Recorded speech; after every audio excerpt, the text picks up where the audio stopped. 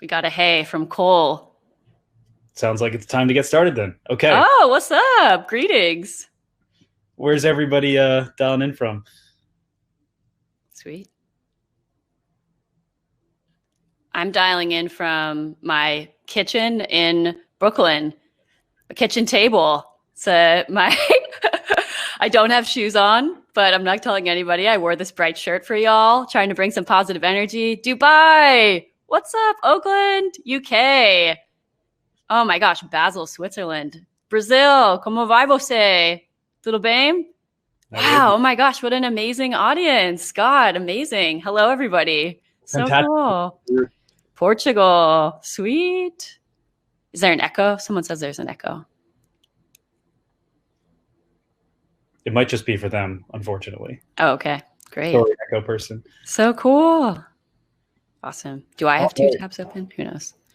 Okay. Why don't we go ahead and kick things off then? So for those of you who haven't met me yet, I'm Jacob. I'm the co-founder of CommStore and Community Chat. And for today's session, we have the honor of speaking with Bailey Richardson. So Bailey, you were one of the earliest team members at Instagram. You were tasked with things like spotlighting noteworthy users, organizing the IRL Insta Meet sessions, and rumor has it you actually controlled the official @Instagram handle. Is that true? It is true. We did end up having an editorial team down the line. So we had folks contributing posts from different places. But yes, I was like the editorial lead for a period of time, which was absolutely wild to have that account on your phone. I'm sure a bunch of people follow it here, but by the time I left, which is about 6 years ago, there were more than 30 million people actively reading every single post. So it grew so fast and was such a huge editorial tool. So yeah, that was a wild experience being like 25 and doing that. That is wild. A lot of pressure. I always wonder who are the people that run these large accounts. We're real human beings. It's funny. You start to work on the internet and you realize, real human beings are choosing where that button goes and writing those posts. But before that, I thought just machines did it magically without any humans putting any input in there. Yeah, exactly. The old, Wizard of Oz, man behind the curtain. Yes. Great. And so then after Instagram, you teamed up with some of your closest colleagues in the community building world to form People and Company, which is an agency that's focused on helping organizations and companies cultivate more authentic connections through community. And after years of research, you guys launched your seminal community building book, which is called Get Together. That is a personal favorite book of mine, and it's taken the world by storm. Oh, thank you. Thanks so much. Yeah, maybe I'll share a little bit about how I kind of transitioned and got to that point.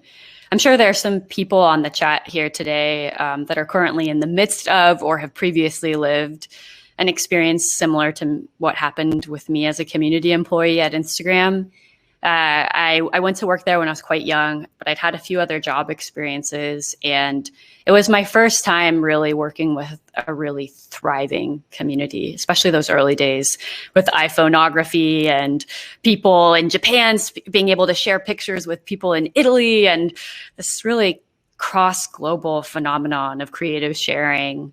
And in the earliest days at Instagram, I really felt like we were building our product. It was just a few engineers, a few designers, and some community people. And we were building with our users. They were our partners. They weren't sort of like anonymous recipients of our app. They were people that we felt like were so essential to whether or not the skeleton of code that we built did anything in the world. And that orientation, that kind of relationship with the people using our platform felt so refreshing to me. It felt like a different way of doing business. And it made me really curious about community building in a broader sense, including a number of people asked me, what did you do at Instagram? How did you get to that point with such a thriving community? And, frankly, I wanted to parse out what was just this happened because it was Instagram. Instagram was a phenomenon. This is actually just rote community building. These are tried and true practices and principles. And so community, getting that broader understanding of what a community leader needs to do, whether it's online in a forum, whether it's with a photo app, or it's a neighborhood run club or basketball team. What are the the essential steps that it takes to build a community is what I've done with my partners, Kevin and Kai, for the last few years. We spent a lot of those years practicing community building with different groups, researching and interviewing and coaching hundreds of communities. And our book came out of all that research in an attempt to really create a shared language around what it takes to build a community. I think that's really interesting that you were able to kind of reverse engineer some of the successes, from the Instagram community, and not just, chalk it up to the fact that Instagram was a global phenomenon, as you said, but that there were common threads and themes and core pillars that you're able to pull out that you can then apply to, it sounds like, hundreds of, if not thousands of other organizations today. Yeah, I think some of it comes from my business partners, who maybe some of you know, but Kevin, my business partner, is a mechanical engineer, and my other business partner, Kai, was a data and growth analyst. So he was like the numbers guy. And so they're just sort of like, let's get down to the bullet points. What are the essentials? Like sort of for Kevin as the mechanical engineer, what are the pieces of the machine that absolutely need to be there? And how do we give that blueprint, that roadmap to other people? So I'm kind of actually the harebrained, like, inspiration seeker. I want to find all the stories and just have a million conversations. And they both have this intense clarifying natural instinct. And that's sort of how we got to where we were with the book. And I'm so grateful for them as partners, because I tried to write down what I had learned and what I experienced. And without getting a few other brains next to mine and making a little Voltron together, I don't think we would have been able to kind of, walk back from all the patterns we'd seen in the world to something clarifying. Oh my gosh, someone just bought our book 5 seconds ago. Thanks, Amy. Wow. That's amazing. I appreciate that. What's more to Amy? Sweet. Yeah, and that I guess collection of perspectives, as you mentioned, kind of more of the qualitative and the quantitative, that's almost like a microcosm of community in and of itself, right? Because it cuts across so many different facets of our lives, and you can look at things numerically, you can look at things, in a purely quantitative, emotional, relationship-driven sense. So I love that a lot.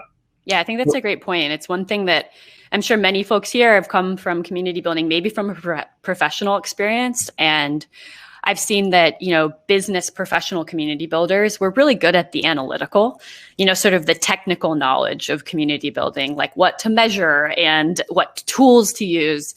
And if you spend a time with someone who's organizing a run club or a basketball team or a bridge night, they're quite good on the practical, sort of like the emotional, experiential nuances of human connection. And so I think by being able to look at both of those types of groups and seeing what common threads they share, the most thriving organizers, it was able to illuminate a lot of things that could have been blind spots, I think, for us having more professional backgrounds. Yep. Sounds like a community is just as much process and strategy and tools as it is the human connection. Yeah, relationship building. Absolutely. And I'm sure a lot of folks connect with this, but one of the things we hear in so many of our interviews is just the emotional toll it can take as a community organizer. And there's a reason for that. It's not just rigid and analytical work. You're building relationships with people and kind of putting your trust and your dignity on the line with the things you promise them and the way you communicate with them. So yeah, it's absolutely a professional and a personal practice. Absolutely. Now, I want to ask you a question, and then afterwards, we're going to actually engage the audience for an interactive session. So Sweet. Exactly. So Bailey, you start off at the beginning of the book Get Together, asking why build a community now? So I want to throw that question back on you and ask you, why, with everything that's going on in the world, both kind of the immediate circumstances and uniquely challenging times that are going on today, coronavirus, as well as just a lot of socio and economic factors and changes in the ways in which people are using the internet. Like, why is this a why now moment for community? Why should people build community today? Yeah, it's a very big question with so many different little sort of downstream effects of, if we were all good at building community, the things that it would improve about our individual lives, about our collective lives as a society, about our democracy here in the United States. And I want to just acknowledge that at this moment in time, I'm really conscious of myself being the vehicle for this message. So many of the great organizing and leadership efforts that we're seeing in this country right now are from Black Americans who have been doing this for hundreds of years, and I have so much to learn from. So I just want to make a space to call that out. But I think the simplest way of describing why I think community building is so important is that alone we're limited and together we magnify our impact. We can try to do things for other people, do things at other people as much as we want, but building from the ground up, building from passionate people upwards, that spreads. That's change, that's impact. And for me professionally, it's always been more fulfilling to build with other people, to offer them value and to create from those passionate groups and spread out to affect the world than to buy ads, try to get click-through rates and rely on sort of more assault type approaches. Now there's a balance. Like I'm not going to stand here and tell you exactly where you need to build for and build with. Every company has a different approach there in a professional sense. But for me, I've always lived my life in a collaborative way and a desire to rise up together with a group, whether I'm at a company or I'm trying to make a change in the world. So having these skills that we have, having these tactical tools and experiences that we all have, I think I just want to make a call out to this is valuable to companies and this is also valuable to our society and the things that we all know because we've been doing it online. Everyone in the world needs that advice and support right now as we're contained in our own homes. And so I just really encourage all of us to think about how we can help more folks on the societal level as well with the skills that we have acquired just by doing this work professionally at scale. So yeah, it's just to say, again, like alone, we're limited. With others, we expand our impact. And building with others, not for, is at the center of community building. And it's what we all know how to do really, really well. We know how to make the sandboxes for other people to create something. And that is a hell of a powerful skill. So to me, it's how any change happens in society, how any moral or ethical business is built is with those fundamental building blocks. Wow. That's a fascinating answer. Very eloquently said. Let's go, people. Sorry, I'm so charged up today. It's such an emotional time to be an American. So I apologize for all the foreigners who are probably watching and maybe don't exactly feel what we're feeling, but it's a wild time to be alive. So yeah. And I know a lot of people listening, they're building communities for their businesses, right? Or for their organizations. But as you said, community is broader than that. It has the opportunity to have societal level impact, which is unbelievably powerful. Yeah, and in a lot of places, companies have huge amounts of impact, and who we choose to represent or make leaders in our communities, who we choose to elevate, the rules that we set on these platforms, those don't just live and breathe on a screen. We all know that. This stuff really affects the way we perceive one another and the way we perceive our interactions with one another and what's possible. Yeah, protests are happening all over the world, and the way we shape our online spaces, including online spaces where maybe a business is behind it, matters. So yeah, I think just businesses are a tool for change if we run them that way. And so I encourage everyone to bring that agency to their work. Right now is the time. Absolutely. So let's channel this energy now into our interactive Q&A session. So Bailey, do you want to kick us off with the exercise? Yeah, well, we've got experts on the line. So pop quiz, baby, let's do this. So we've been talking a little bit, Jacob and I, about basically over the last few years, my business partners and I have talked to hundreds of people, and we tried to boil down the essential steps of building a community, online, offline, whatever, basketball, video gaming, into 9 streamlined steps, the things you must do. And we also put them in an order of operations. So community building is a cycle. You have to keep doing it. But we found over and over again that one of the challenges in helping people build communities was 2 things. One, a lack of a shared language.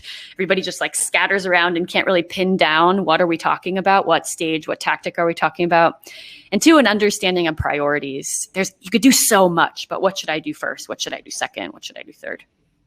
These are all in the book. Yes. So there's some people who maybe have read the book. And what I'm going to do right now is I'm going to take a scrambled list of those steps and I'm going to drop them into the chat.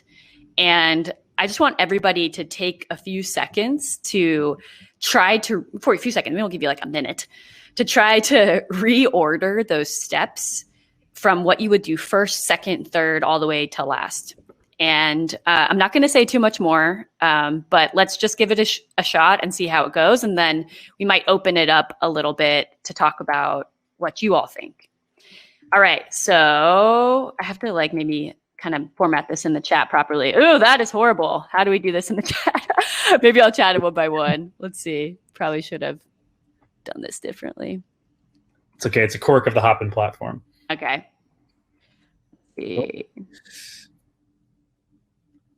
Hard to format these in the chat. Maybe you could comma separate them. Yeah. Let's just stand by, everybody. Stand by. Hang in there with me. Appreciate the patience. We're trying to not make this not boring. All right. Great. Okay. We are ready. Is that better? Hopefully. So if you can maybe pull up a text edit window or a little email space and do what I should have done to reorder these, step 1 through 9, and just drop them in the chat. And then I'm going to just kind of ask people some questions as you do that. So just see what you thought was right to do first, second, third, fourth, etc. Alex is already jumping in. Yeah, try to reorder all of them if you can. Hopefully that makes sense. If you have questions, let me know.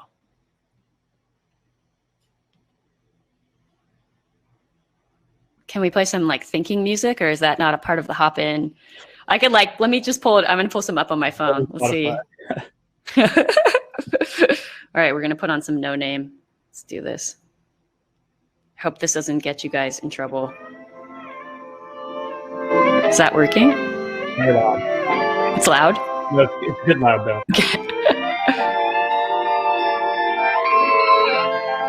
Yeah, it's funny. I've read the book almost 2 times, and I don't know if I can remember the exact words. Yeah, let's go, Jacob. Show me what you got. Put yourself in the line. All right, who's going to be the first person? I know, No Name. Amazing. Thank you, Chad. Who's going to do it first? Who's it going to be? The magazine covers drenched in gold, the dreams of Greenie and Mansion and happy. The little things I need to save my soul. Oh, here we go. Look at this crew. What's up? All right, we got Do Something Together, coming in hot in the beginning. Get people talking, cultivate your identity, attract new folks, celebrate together. Michael, you used the same amount of spacing as I did. I respect that. Supercharge your leaders, create more leaders. All right, cultivate your identity. People talking. I love it. There we go. Yeah, I love this. Is a pretty common so we do this with, just give you guys a little behind the scenes access. Anytime we do like a presentation or work with clients, we always do this. We break people up into teams and give them actual, when we're meeting in person, physical cards for each stage. And we make them talk about which thing would they do first, which thing would they do second, et cetera. Thank you, Mike, for following my brand guidelines. And it's interesting to see this cultivate your identity come early. In our book, we put it actually midway. And I'll tell you why. I think it's a little bit of semantics. But cultivate your identity, for our perspective, which can also be interpreted differently, is about sort of seeing the idiosyncrasies that bubble up from your people and nudging them further, supercharging them. And what we put under pinpoint your people is some of what I think maybe you guys are, I'm assuming y'all are sensing is crucial in that early stage, which is to get really clear on your vision. We interviewed a woman in Singapore named Quick Xiaoyan recently. The podcast is amazing. She's many year organizer in Singapore and was actually nominated to Parliament for 2 sessions, the youngest woman ever to do so, for all of the work that she's done in Singapore. And she said this beautiful thing, which was that organizers need to get to cognitive clarity around their visions, around who they're serving and what they're doing for those people.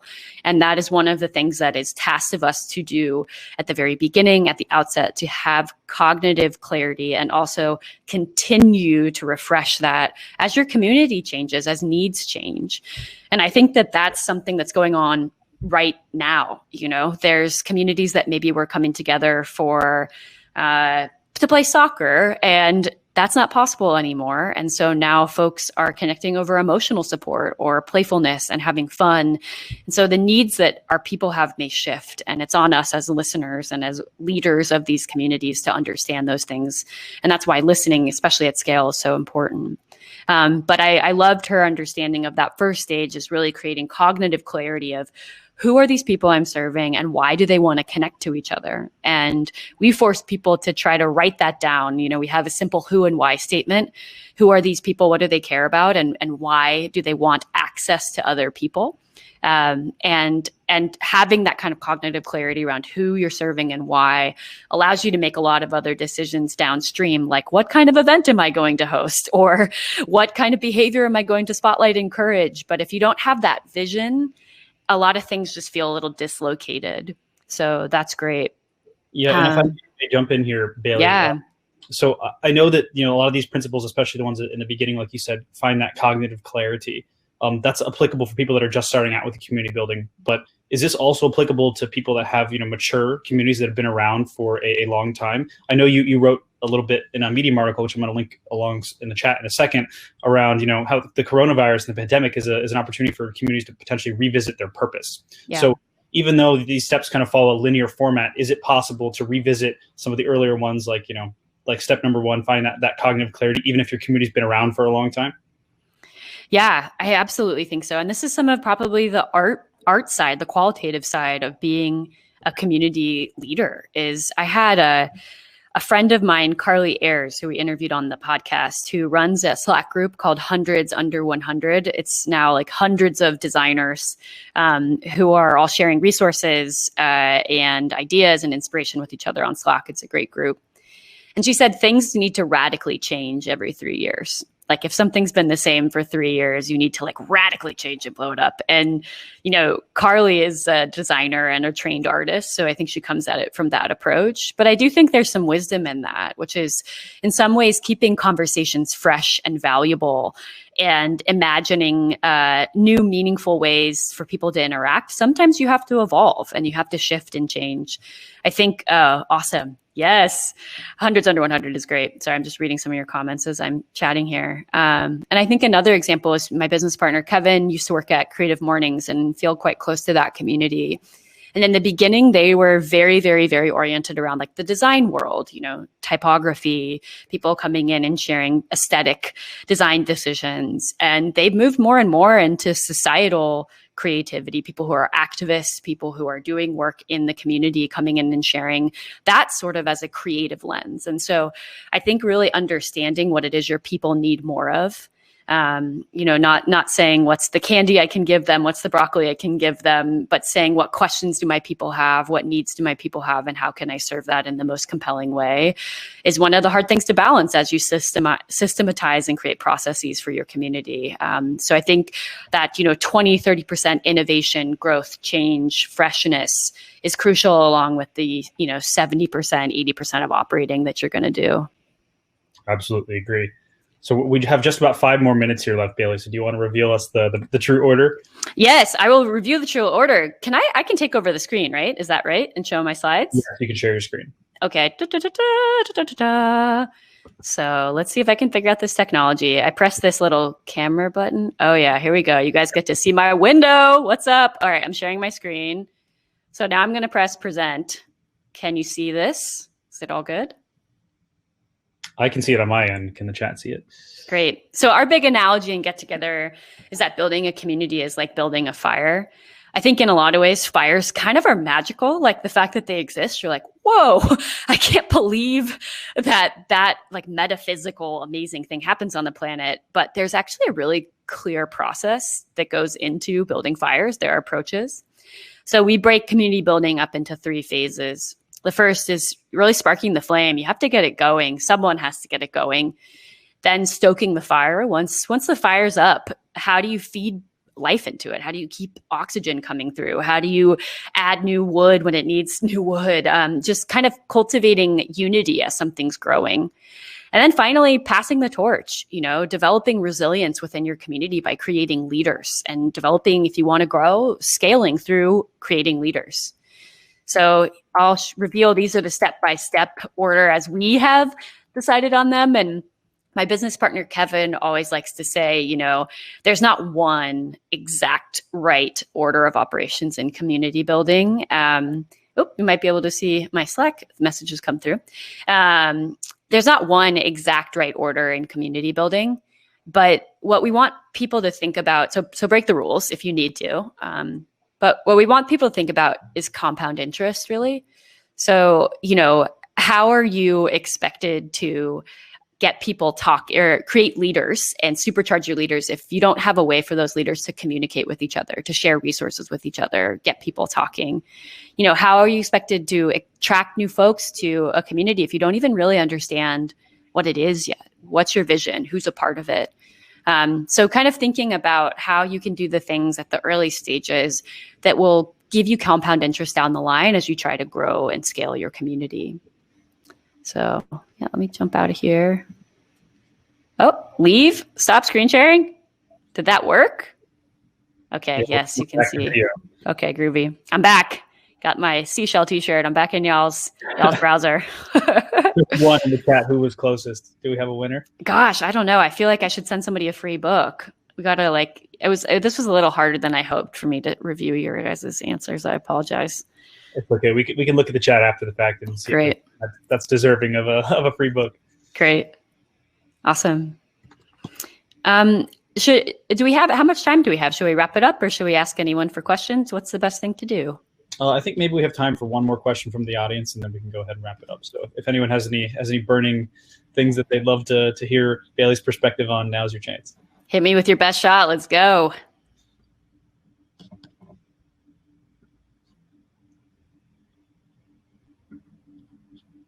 Let me just on this no name situation. She can handle running the @Instagram handle. She can handle the questions. Oh my God. What is different from company and nonprofits with regards to community building? Oh, love to hear the communities you're impressed with right now. That might be a fun one. Yeah.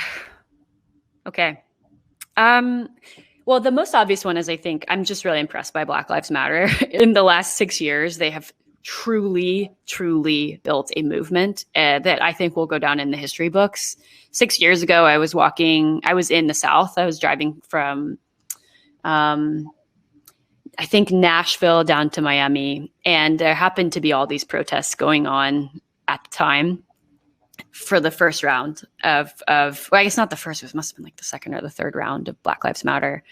And most of the people marching were Black. There weren't many people who were my skin color or Asian American or anything outside of Black. And just to see the way that they have stuck at it and organized on a local level to the point that now there are protests happening all around the world and people are literally risking their lives to walk out on the streets and do this. I think it's hard to be impressed by anyone too much more than that. But let me think of one that I want to bring out sort of professionally. Well, I think maybe one that I'll just drop that I think is a sleeper. They're in our book, but I love Little Free Libraries. I think what they're doing is so cool and we all know about it. And there's not much like, look at me, sort of like we're over professionalizing this organization and doing a bunch of brand and PR pushes. It's the community. They shine the spotlight on the community all the time, and people are advocating in their own different ways in countries all around the world for Little Free Libraries. So, they're an episode on our podcast, and I think, I out in space, I walk around and I see these Little Free Libraries everywhere. And, that all started with one man who took a door that he had left over in his garage just after his mother had passed away, who had been an English teacher. And he decided to use that door to build a small library. It was a totally wacky, wild idea. And few people in his town in Minnesota saw it and kind of asked him if he would build one for him. And they eventually templatized the experience. They created a sandbox for people. And folks can buy a Little Free Library from them or just register the ones they have. They're all over New York City. They're in every city in the world. And they have some really big advocates. Like there's one woman who has brought thousands of books and libraries to Sudan. There's people in Korea that are just like, power user equivalents. And I just love that that's a community exercise that's very understated and humble and it absolutely has a true societal impact. It's bringing, in some places, books to people who do not really have access to books. And it's just a simple format that they built with others. So I love that sort of like very physical, tangible example and its humble beginnings. So that's one that I'll share. That was a great final question and a great final answer. And I think the key takeaway there is that community can come in so many different shapes and sizes, right? Anything from large scale cultural and societal or political movements and revolutions, all the way to things like, increasing the amount of books that your local neighborhood can get with a Little Free Library. So it's a super fascinating industry. And, I'm proud to call myself a community builder, and Bailey and all those listening, I'm sure we are too. Yeah, absolutely. I'm telling you, the future, we got to get involved, y'all. There's so many ways we can help. So I hope we're all thinking about that today. And thanks for paying attention and all your energy. It was great to be here. Yeah, really, really appreciate everyone. So if there's a few things to remember, it's that, build with people, not for people. Have cognitive clarity in your purpose around community building, and remember the framework. It doesn't have to be the exact order of operations, but sparking the flame, stoking the fire, passing the torch, and understanding it's okay to break the rules. You'll unlock compound interest in a wonderful community. So thanks again, Bailey. I hope everyone listening really enjoyed this session, because I certainly. Awesome. Yeah, I really did too. All right. See y'all. Say hi to me on the internet. Yeah. Bye.